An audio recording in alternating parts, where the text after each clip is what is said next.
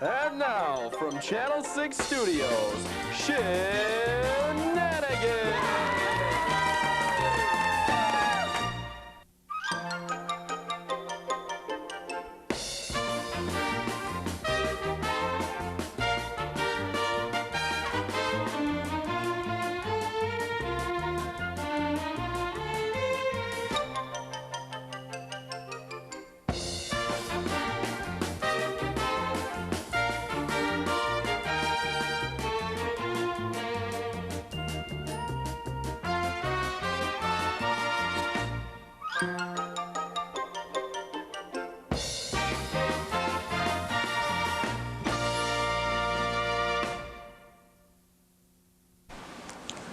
Hello, my name is Drew Holman, and I'm here waiting for trick-or-treaters. But while we wait, I'll explain to you the origin of Halloween. To go back to when Halloween began, we'd have to go back over 2 millennia to the times of the Celtic festival known as the Samhain. Samhain was held on November 1st, the first day of the Celtic New Year, honoring the Lord of the Dead. This festival first started as a celebration of the harvest and honoring of dead ancestors, or lazy people like my little brother who you just can't tell the difference. Halloween spread all over Europe in the 7th century, began the Night of the Dead, and was immediately followed by a Christian holy day, All Souls Day. On the night known as October 31st, it was thought that on that night, the laws of space and time would warp, and the spirit world of the dead and the living could be in the same plane of reality, kind of like Congress. Some people believe that the villagers, in an effort to frighten away the spirits looking to possess living people, would dress up in scary costumes, or may be mistaken to be in costume, and parade through the night. Others have a different point of view, saying they dressed up to make spirits feel more at home. Either theory you'd like to take, dressing up is definitely one of the favorite pastimes of Halloween. The day known as October 31st is not an official holiday. It's just become a part of our nation's culture. It had originated as a religious occasion, and now it's just here for children and adults alike to have fun and eat for free. Halloween originated in America around the 1920s and 30s. When this came about, it was a fairly simple holiday. Kids bobbing for apples, playing spooky games. Nowadays, costumes get most of their inspiration from movies and television, also making them more elaborate. In Celtic times, the villagers would leave food on their doorsteps for the spirits, hoping to ease the spirits' trip through the night, but probably to save their house from the spirits. Mischievous kids would dress up in costumes disguised as spirits and take the food from the doorstep. The kids got food, and the villagers thought the spirits had taken the food as gifts, so everyone was comfortable and happy. When the homeowners finally realized that it was children taking the food and not spirits, they stopped leaving it out. But the children were ever resourceful and just knocked on the door and begged for it, promising prayers for the dead in return. Yeah, right. If there was ever something that signified Halloween, it would be the jack-o'-lantern. The origin of the jack-o'-lantern comes from a guy named Stingy Jack. As the story goes, Stingy Jack was a miserable old drunk who liked to play tricks on everyone. Family, friends, his mother, and even the devil himself. One day, he tricked the devil into climbing up an apple tree. Once the devil climbed up the tree, Jack hurriedly placed crosses around the trunk. The devil was trapped. Stingy Jack made the devil promise him not to take his soul when he died. The devil agreed, and the crosses were removed. Many years later, when Jack died, he went to the pearly gates of heaven and was told by St. Peter that he was too mean and cruel and had led a miserable and worthless life on earth and would not be allowed into heaven. When he went to the bad place, the devil kept his promise and would not let him in. Scared now, Jack asked how he could leave as there was no light. The devil then tossed him a burning ember from the flames of the bad place and to help him light his way. He placed this ember in a turnip he had with him and roamed the earth without a resting place. Many other vegetables were used other than the turnip, such as the obvious pumpkin down to the potato.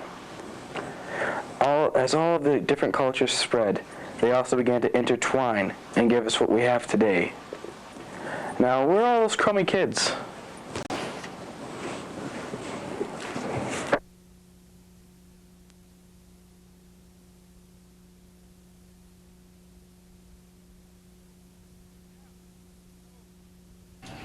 Hey, there's the museum. I heard they have an exhibit on radio and television.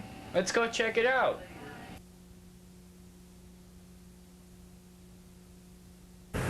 Hi, this is Benjamin Kraft. I'm reporting from the field today down at the Port Huron Museum.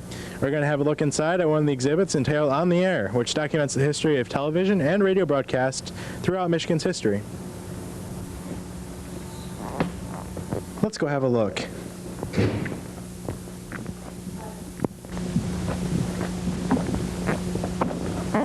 So, here we are in beautiful downtown Port Huron at the Port Huron Museum. We are now inside the exhibit entitled On the Air, which documents the history of television and radio broadcasts in Michigan. It all starts here, on the walls of the exhibit, which display historical information about radio and television signals throughout our history. In fact, did you know that the first wireless signal was sent out by Guglielmo Marconi in 1895? I didn't either.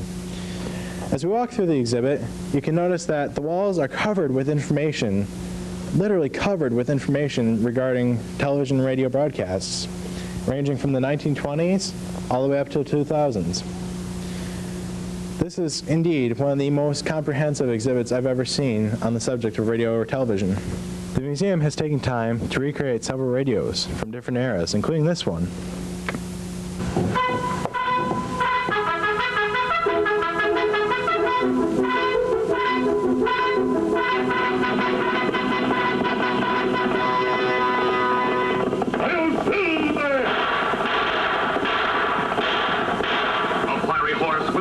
A cloud of dust and the hearty Hi-Yo Silver, Boom Boom Ranger.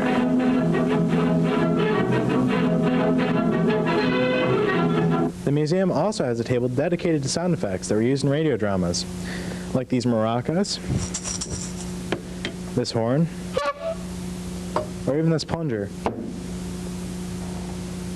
This exhibit also displays the future of television. On the board to my right are all the mandates the FCC has made regarding high-definition television. These mandates go all the way back to October of 1998, when high-definition transmissions began.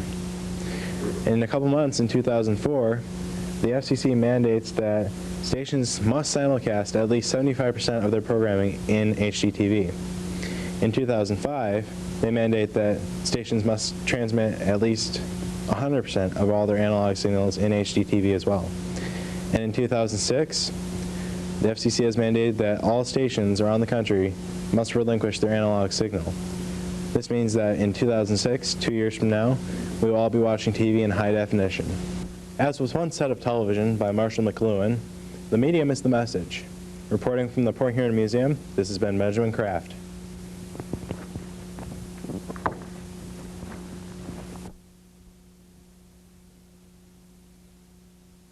That exhibit was really interesting. I mean, really, who knew that was? Oh my God! You okay? Dude, are you all right? Football is not my favorite sport. What's your favorite high school sport to go and watch? Soccer.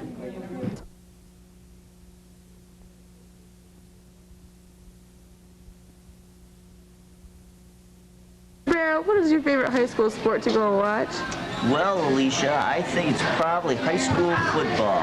And it's not just because of the game. I certainly enjoy the crowds.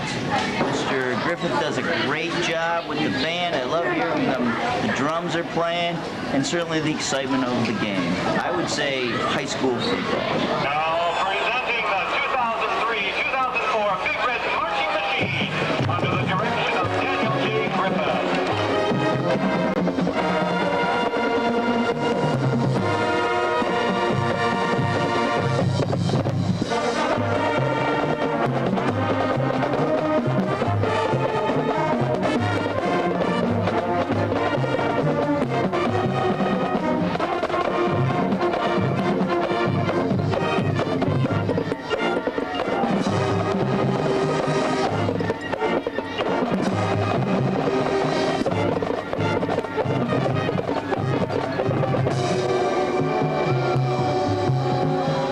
What's your favorite high school sport to go and watch?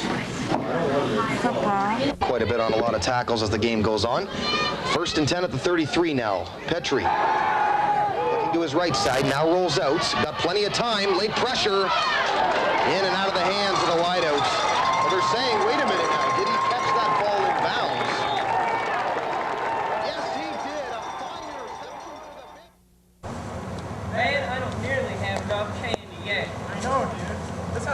gonna have some good candy, hopefully. Yeah. I get to not. Really? Okay. Trick or treat! Oh, hey, Devin, what's going on? Wow. Man, that's the worst mummy costume I've ever seen.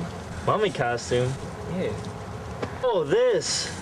This is from when I was at the skate park. I fell down and broke my head. Broke your head? What do you mean? Well, Summer 2003, many local skateboarders, rollerbladers, bikers, and even a bunch of adults got together to help assemble the many pieces of the brand new skate park that kids have been anticipating for years. It took a whole lot of hard work and even some persuasion from the local skate shop who gave out stickers and even t-shirts to the people that had helped build the park.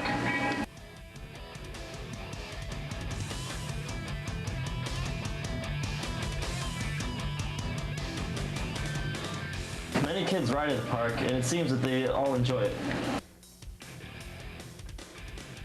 What do you think about this new skate park here? It's fun. A lot of kids. Should be open later. It's fun. Anything else you like change about the park? Put more ramps in. Good plan.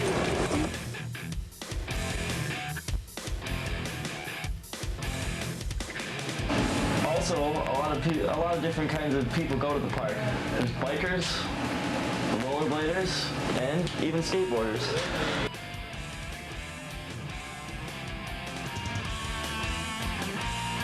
Feelings about this new skate park here? It's nice, just all the little kids get in your way. But it's good. Good times.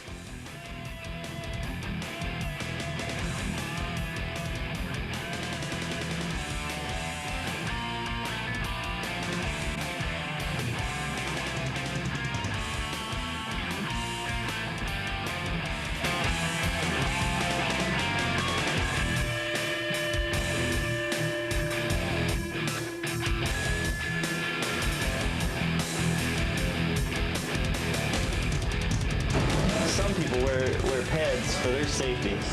What do you like about the skate park? The drop-in, I guess, that's about it. I see that you got a helmet.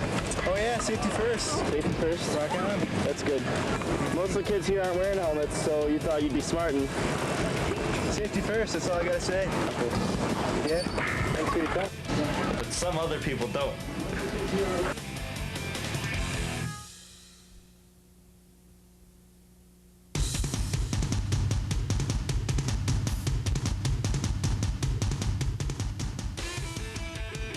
But always remember, you might fall down, but get up and try again.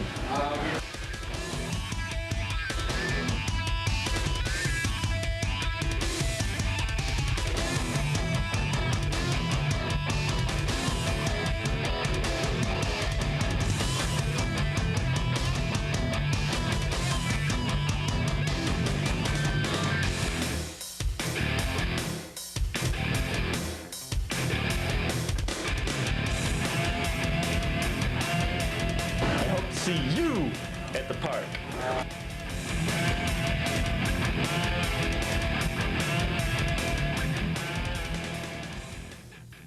And that's how it all happened.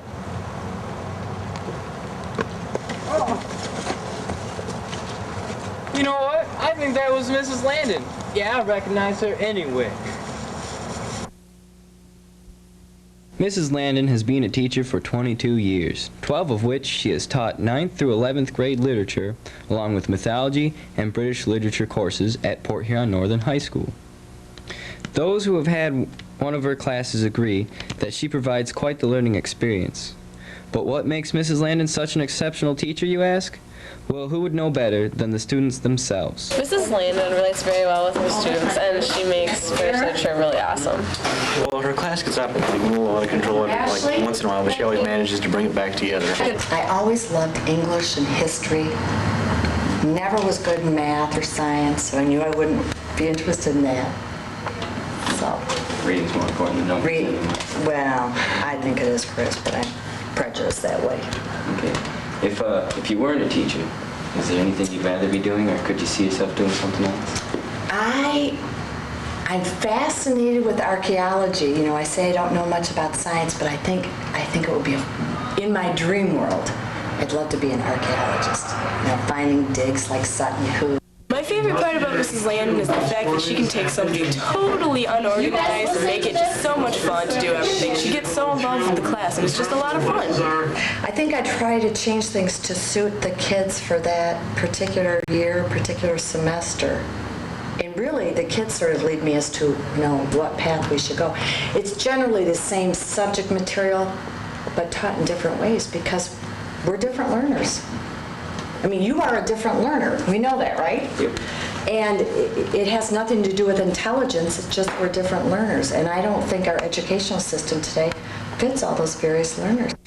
If you're lucky enough to have Mrs. Landon as a teacher, take the opportunity because someday she may retire.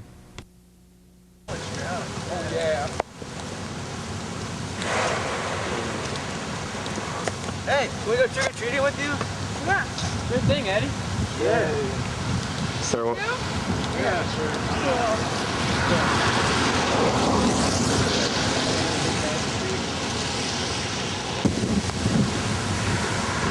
Oh man, I forgot I gotta move my car.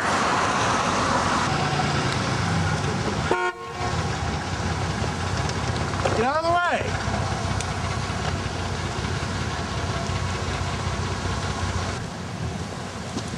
Man, what were you doing? It was way too dark out. You wearing dark clothes.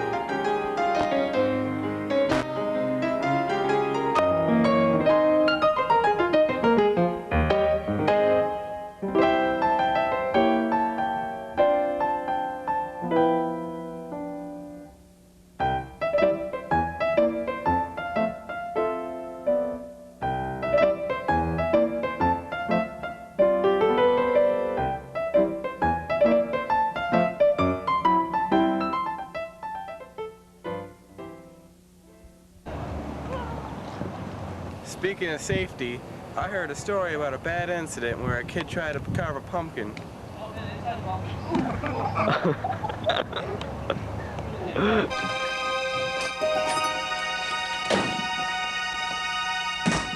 Kid, I'm carving a pumpkin.